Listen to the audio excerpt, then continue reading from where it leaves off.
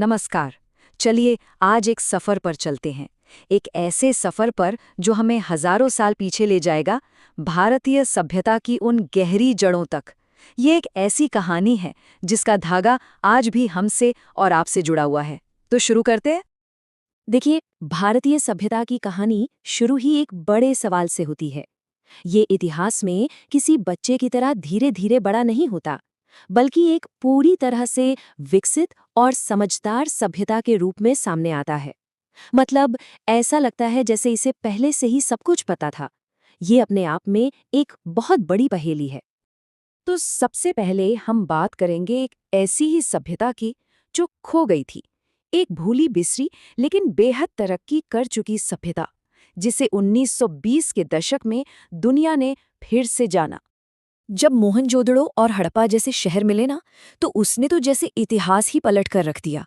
अचानक हमें पता चला कि हमारा जाना पहचाना इतिहास जितना पुराना हम सोचते थे, उससे भी हजारों साल और पुराना है। एक पूरी की पूरी दुनिया जमीन के नीचे दबी हुई थी, जिसके बारे में किसी को कुछ नहीं पता था। और ये कोई ऐसी वैसी पुरानी सभ्यता नहीं थी। ये तो हैरान करने वाली हद तक मॉडर्न थी। जरा सोचिए, उस जमाने में भी शहरों की प्लानिंग कितनी जबरदस्त थी। सड़कें एक दूसरे को समकोण पर काटती थीं, ढकी हुई नालियों का बेहतरीन सिस्टम था और इनका व्यापार मेसोपोटामिया तक फैला हुआ था।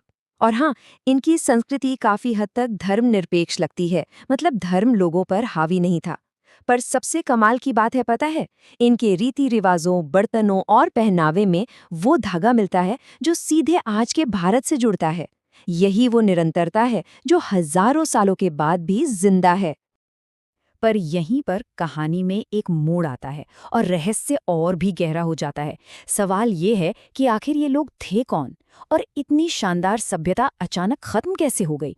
हो सकता है सिंधु नदी में आई भयानक बाढ़ सब कुछ बहा ले गई हो, या फिर मौसम के बदलने से इनकी जमीनें बंजर हो गईं। हम ठीक ठीक तो नहीं जानते, पर उनके जाने के बाद ही नए लोगों और नए विचारों के लिए दरवाजे खुले। तो अब हम खोए हुए शहरों से आगे बढ़ते हैं और उन नए दर्शन और विचारों की दुनिया में चलते हैं जिन्होंने आने वाली हजारों सालों के लिए भारत की सोच को एक नई दिशा दी। तो सिंधु घाटी के शहरी जीवन के बाद माहौल एकदम बदल गया। आर्यों के आने के साथ ही एक ज्यादा ग्रामीण, एक ज्यादा कृषि आधारित संस्कृति ने जन्म लिया। अब बड़े बड़े शहरों की जगह लहलहाते खेतों ने ले ली थीं, और यहीं पर वेदों की रचना हुई, वो महान ग्रंथ जो भारतीय सोच की बुनियाद बने। वेदों के बाद सोच में एक और जबरदस्त उछाल आया। ये था उपनिषदों का दौर। अब ध्यान बाहरी पूजा पाठ और कर्म कांडों से हटकर अंदर की तरफ मुड़ गया। सवाल अब ये नहीं था कि बाहर क्या करना है, सवाल ये था कि मैं कौन हूं, ये दुनिया क्या है। ये सच को जानने की एक गहरी भीतरी खोज थी। और इस दौर की इस गहरी बेचैनी को उपनिषदों की ये प्रार्थना बहुत खूबसूरती से बयां करती है। ये सिर्फ शब्द नहीं है, ये ज्ञान और रोशनी के लिए एक तड़प है, एक पुकार है। और जब इतनी गहराई से सोचा जाने लगा तो जाहिर है नए नए रास्ते भी खुले। बौद्ध धर्म इन्हीं में से एक था। इसने पुरानी परंपराओं और रूढ़ियों को चुनौती दी और कर्मकांड की जगह करुणा, तर्क और नैतिकता पर जोर दिया। अच्छा, तो विचारों और दर्शन की दुनिया से अब हम उन कहानियों और उस राजनीति की तरफ चलते हैं जिसने भारत को एक शक्ल देना शुरू किया। रामायण और महाभारत को सिर्फ कहानियां समझना भूलोगी। असल में ये प्राचीन भारत के जीवन का पूरा विश्वकोश है। इन्होंने एक तरह से सांस्कृतिक गोंद का काम किया, जिसने इतने अलग अलग तरह के लोगों को एक साझा पहचान और नैतिक ढांचा दिया। यहीं से भारतवर्ष यानी एक अखंड भारत की कल्पना ने जन्म लिया। एक तरफ ये कहानियां लोगों को जोड़ रही थीं, तो दूसरी तरफ जमीन पर भी एक बहुत बड़ा बदलाव आ रहा था। सदियों से आपस में लड़ रहे छोटे छोटे राज्यों के बीच से चंद्रगुप्त मौर्य और उनके जीनियस सलाहकार चाणक्य ने मिलकर एक विशाल साम्राज्य की नींव रखी, मौर्य साम्राज्य। और अब हम इस कहानी के सबसे अहम मोड़ पर आते हैं। इतिहास के सबसे अनोखे और महान शासकों में से एक, सम्राट अशोक के दौर में। सम्राट अशोक एक बहुत ही महत्वाकांक्षी राजा थे।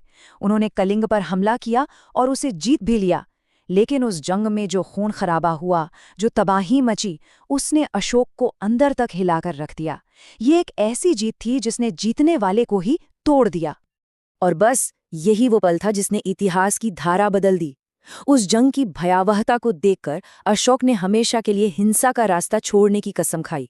उन्हें समझ आया कि असली जीत तलवार से जमीन जीतने में नहीं, बल्कि धर्म, नेकी और प्यार से लोगों के दिलों को जीतने में है। और ये सिर्फ कहने की बातें नहीं थीं। अशोक ने इसे अपनी हुकूमत का आधार बनाया। उन्होंने आदेश दिए कि किसी भी जीव को सताया न जाए, सभी धर्मों का सम्मान हो। उन्होंने अपनी प्रजा के लिए अस्पताल बनवाए, सड़कें बनवाईं। ये एक तरह से उस जमाने का वेलफेयर स्टेट था, एक ऐसी सरकार जिसका पहला कर्तव्य अपनी प्रजा की भलाई करना है। तो देखा आपने, ये है वो अटूट धागा, कैसे एक चीज दूसरी से जुड़ती चली गई। सिंधु घाटी के आधुनिक शहरों से लेकर उपनिषदों की गहरी सोच तक, फिर रामायण महाभारत की एक करने वाली कहानियों से होते हुए अशोक के नैतिक साम्राज्य तक, हर दौर ने पिछले दौर से कुछ सीखा और उस पर कुछ नया बनाया, और इसी से ये महान सभ्यता बनी। और अशोक कितने अलग थे, ये बात H.G. वेल्स के इस एक वाक्य से समझ आ जाती है। इतिहास में बादशाहों और सम्राटों की कोई कमी नहीं है, लेकिन जीत के शिखर पर पहुंचकर तलवार फेंक देने वाला राजा शायद ही कोई दूसरा हुआ हो। अशोक का नाम वाकई एक सितारे की तरह चमकता है। तो आखिर में ये सवाल हमारे लिए है कि सिंधु घाटी की प्लानिंग हो, उपनिषदों के सवाल हों, महाकाव्यों की नैतिकता हो, या फिर अशोक की करुणा, इस हजारों साल पुराने अतीत का कौन सा धागा आज हमें सबसे मजबूती से पकड़े हुए है? सोचने वाली बात है ना।